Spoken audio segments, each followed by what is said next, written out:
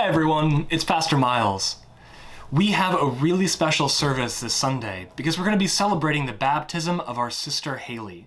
And so I hope you're able to join then. But I wanted to make sure that there would still be a message for all of our members this week. So I'm going to share with you now the story of Peter's confession of faith. Jesus and the disciples were traveling to Caesarea.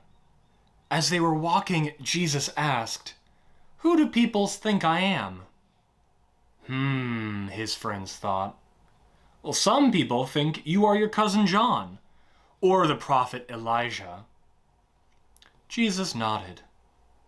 "Who do you think I am?" Peter could hardly wait to answer. "You're the one God sent to save the world," he said. Peter was right. Jesus began to talk about how he would die and come alive again. Suddenly, Peter became very angry. "That's not how it's supposed to happen," Peter argued. Jesus knew better and said, "Stop thinking about your own plan. This is God's plan." A crowd of people gathered around Jesus.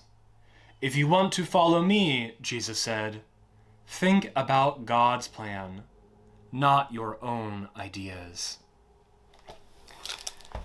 This is one of the most important stories in the Gospels when it comes to Jesus and his disciples.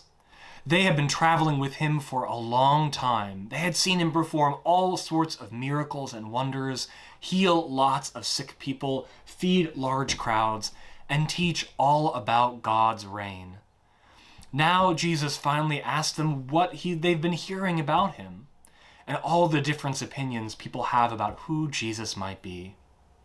And then Jesus asked them this most important question: "Who do you say that I am?" And Peter responds by saying that you are the Messiah, the Son of God, the one that was come to save the world. Peter got the answer right, but even here we see that he didn't fully understand what it meant. He thought that it meant everything would always be wonderful for Jesus, that there would never be anything tough in Jesus' life or in their own lives to come. Jesus reminds Peter that God still has a bigger plan than that. That yes, Jesus is going to save the world, but he's going to do it God's way, even though that might confuse Peter at times. It's a good reminder that, like Peter, even though we know and trust in God and Christ, we don't fully understand everything, why everything happens the way that it does, or why life goes a certain way. And that even though that's true, that we don't understand everything, we are still called, like Peter, to trust in God, that through God all things will come out all right, that we will be united with God in heaven one day, and that God in Christ is here with us every day of our lives, the good days and the bad. We can still have faith like Peter did, still sometimes get confused and angry and uncertain, and that's okay. Just like we see here, Jesus can handle our frustrations and confusions as well. What's important is to remember that God sent Jesus to be with us, to love us, and to save us, and that all these things will be true no matter what life has in store.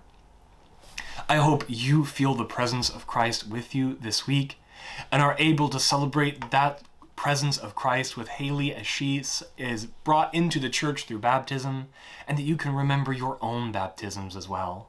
That when you were baptized into Christ, you are part of Christ's living body, the church, forever and always. Have a wonderful week. I look forward to seeing you in worship tomorrow. And until we get to meet again, take care and be well. Bye.